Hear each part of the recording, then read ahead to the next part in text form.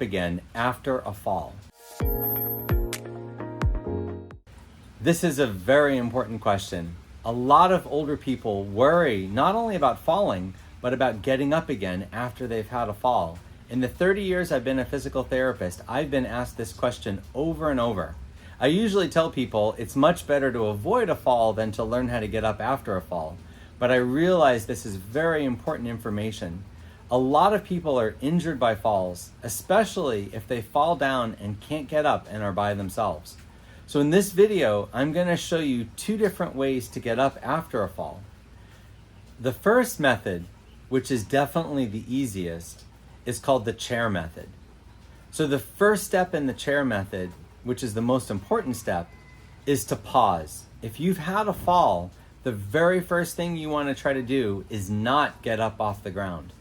Chances are, if you try to get up too soon, you risk falling again and making the injury even worse.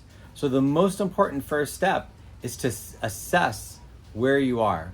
First, you want to feel how you are. Are you injured? Are you bleeding? Are you even able to try to stand up again?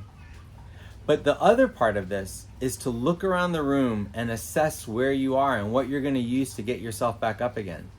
The best thing to get back up again is something that's low, like a chair, a couch, a bed.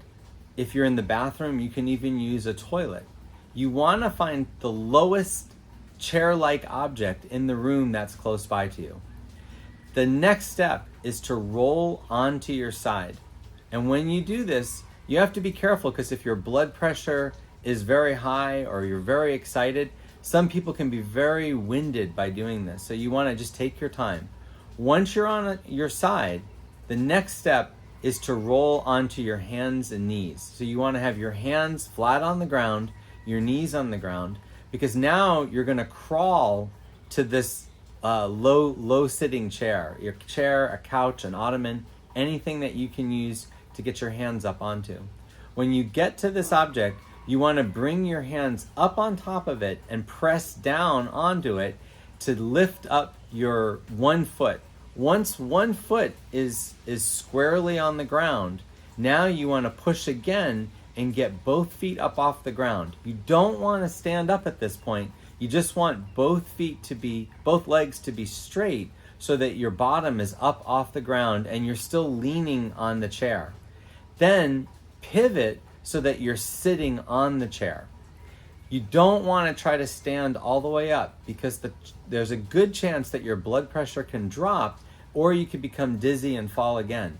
So the most important thing is, once you're sitting, to pause again in this position in the chair before you try to stand up all the way. It's very important to do all of these steps as slowly and carefully as you can, because statistics show that once you've had one fall, you can easily have another fall. So I'm going to go through it a little bit quicker this time. The first step after you fall is to assess where you are. Think about if you're injured, think about where you're going to be going to. You're looking for the lowest seated chair or seating thing that's nearby you. The next step is to roll onto your side, then roll onto your hands and knees. Your hands are flat on the ground, your knees are on the ground, and you're going to crawl to the nearest chair or couch.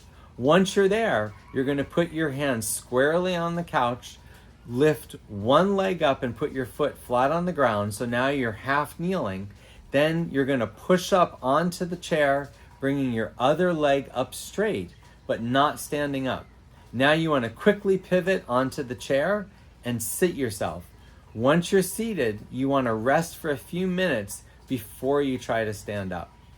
Now, sometimes for a variety of reasons, you maybe don't have a chair or a couch nearby, or you're just not strong enough to do it.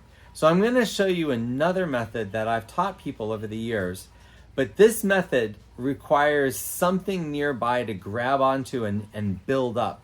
So you can use books, you could use a couch cushion, pillows, anything nearby, a box, anything nearby that you can scoot yourself on top of. So this method is the backward scoot method. And what you're going to do is get a couple of couch cushions, put them down on the ground, you're going to scoot yourself up onto that cushion. Then if you have it, if you have books, in this case we're using these colored mats, anything you can use to pull yourself up on top of, you want to make the stack a little bit taller. The more you can get yourself up off of the ground, the better you'll be after a fall. So in this case, we're going to build almost a little staircase to get ourselves back into a chair. So we're going to put 2 cushions down and then 4 cushions and then try to get ourselves back into the chair. So this method is not the same as the first method, which really will get you back up off the ground with just a chair or a couch nearby.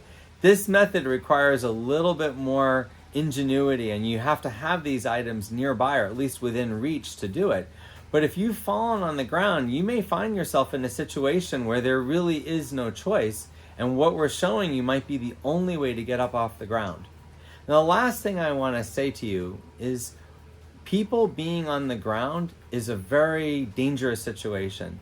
Older people have a lot of changes to their bone structure, to their muscles.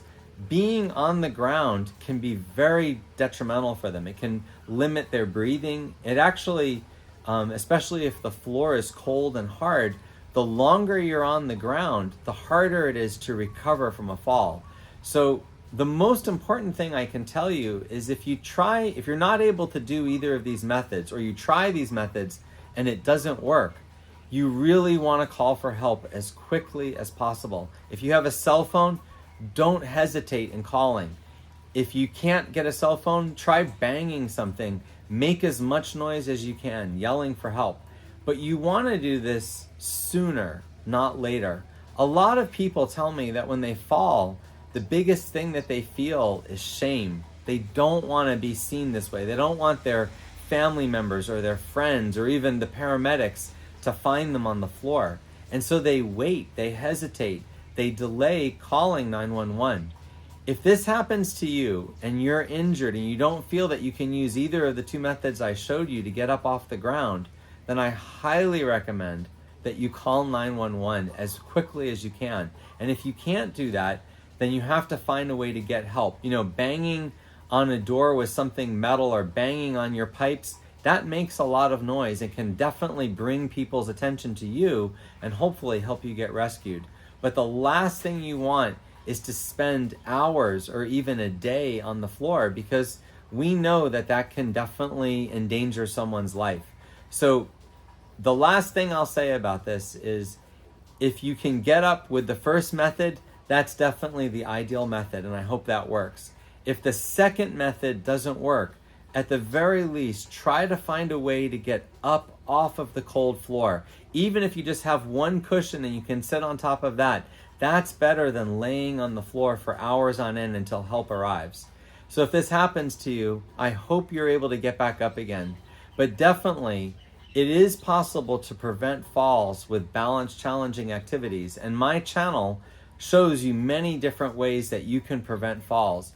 If you like this video, please subscribe to see more of my videos.